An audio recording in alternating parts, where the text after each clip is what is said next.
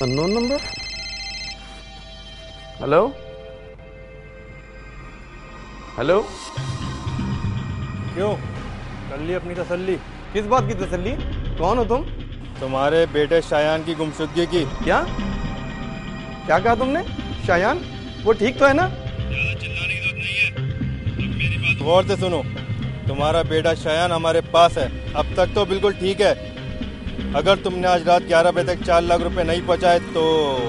नहीं नहीं, तुम मेरे बेटे शायान को कुछ मत कहना, मैं पैसों का इंतजाम करता हूँ। ये बताओ पैसे लाने कहाँ हैं? ये की ना तुमने काम की बात।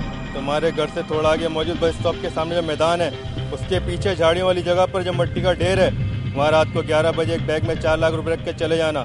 जैसे ही हमारा आदमी पैसे मिलने की तस्दीक करेगा, तुम्हारा बेटा सही सलामत घर वापस पहुँच जाएगा। तुम सच कह रहे हो ना? फजूल बात मत करो, और हाँ, ज्यादा होशियारी दिखाने और पुलिस को खबर देने की कोशिश की तो अपने बेटे की शक्ल जिंदगी भर दोबारा नहीं देख सकोगे, समझे? नहीं नहीं, तुम मेरे बेटे को कुछ मत कहना, तुम जैसा बोलोगे मैं वैसे ही करूँगा। याद रखना, आज रात ठीक 11 बजे। ठीक है। Hello hello.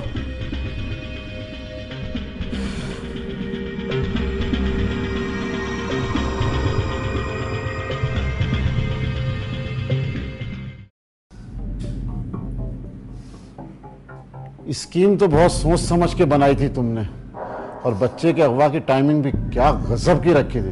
वो बेचारा जफर तो बिला वजह रगड़े में आ गया। काफी ज़हीन है तू, इस जहानत का इस्तेमाल सही जगह क्यों नहीं करता? और क्या समझ रहा था तू हम लोग बेवकूफ हैं, तेरा सुराग नहीं लगा पाएंगे? तुझ पे तो हमें बहुत पहले ही शक हो गया था।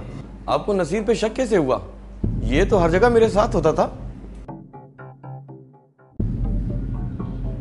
अपनी चालाकी से ये हर उस जगह मौजूद रहता था जहां इसकी मौजूदगी इसको बेगुनाह साबित कर सकती थी, लेकिन ओवर स्मार्ट बनने के चक्कर में इससे गलती हो गई, और वही गलती से ले डूबी। कौन सी गलती?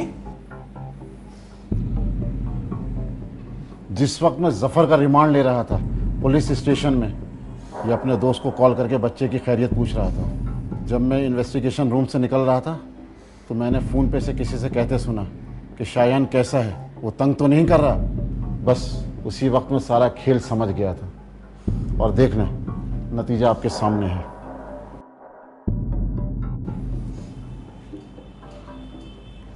जिंदगी किसी शॉर्टकट का नाम नहीं है।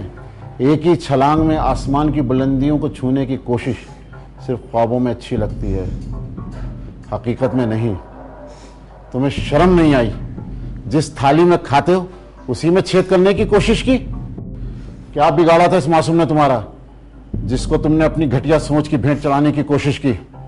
मैं कभी सोच भी नहीं सकती थी कि सारा दिन घर में पड़े पड़े मुफ्त की रोटियां तोड़ते तोड़ते तुम हमारे साथ ऐसे संगीन हरकत करोगे। क्यों किया तुमने आखिर ऐसा?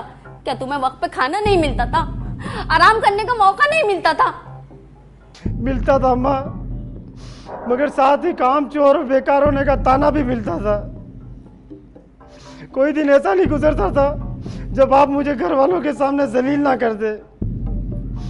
इसीलिए मैंने ये सब करने का मंसूबा बनाया, ताकि आपका मुंह हमेशा के लिए बंद हो जाए और आप मुझे ताने देना खत्म कर दे। अरे कमबख्त, मैं तो तुझे अपना बेटा समझ के टोका करती थी ताकि तुझे कुछ शर्म आ जाए और तू कुछ मेहनत मजदूरी कर ले और मेरी बच्ची को भी कुछ सुख मिल जाए, मगर तूने तो मैं तो अभी तक यकीन नहीं कर पा रही हूँ। अम्मा की तरफ फातू की सजा तुम इस बच्चे को दे रहे हो। मुझे तुमसे ये उम्मीद नहीं थी, मैंने तसव्वुर में भी नहीं सोचा था ऐसा। जमीला, नाम नहीं लो अपनी गंदी जबान से मेरा। नफरत हो गई है मुझे तुमसे। लेके जाए आप इसको यहाँ से। इसको इसके जुर्म की सजा कानून जरूर देगा। ले चलो इसको।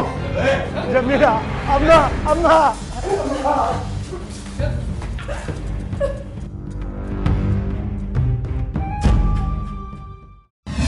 हालात और वाकयात को देखते हुए शॉर्टकट के जरिए अपनी जिंदगी को ऊंचाई तक ले जाने की ख्वाहिश में मलका बेगम के दामाद नसीर ने मलका बेगम, अपनी बीवी जमीला और अपने बड़े साले अजीज के एतमाद को जिस तरह ठेस पहुंचाया, मासूम शायान को जिस तरह अपने दोस्त के घर पे छुपाया, वो वाकई मलका बेगम के लिए किसी सदमे से कम नहीं था, खास तौर पे नसीर की बीवी जमीला के लिए।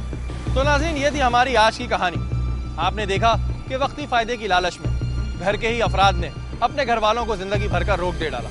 अगले हफ्ते फिर मुलाकात होगी कहानी के पीछे की किसी और कहानी के साथ। तब तक के लिए मुझे और मेरी टीम को इजाजत दीजिए। अल्लाह हाफ़िज़।